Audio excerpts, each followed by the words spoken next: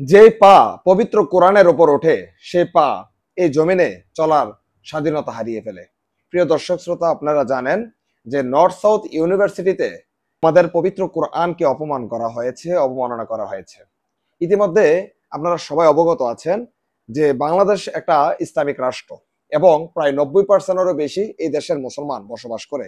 কিন্তু এই দেশে খ্রিস্টান, হিন্দু, বৌদ্ধ সর্বোপরি সকল ধর্ম পেশার মানুষেরা এই দেশে বসবাস করলেও আমরা কিন্তু এই হিন্দুদের প্রতি কোনো সময় এমন বিরোধ আচরণ করিনি, যেটা আমাদের পার্শ্ববর্তী রাষ্ট্র আমাদের মুসলিম ভাইদের ওপর করে, এটা আপনারা জানেন, অবগত আছেন। কিন্তু দেখেন, আমার কাছে খুব কষ্ট লাগলো, এখনো পর্যন্ত কোনো রাজনৈতিক দল এই সিদ্ধান্ত উপনীত হতে পারে নাই বা এই নিয়ে কোনো আন্দোলন করতে পারে নাই।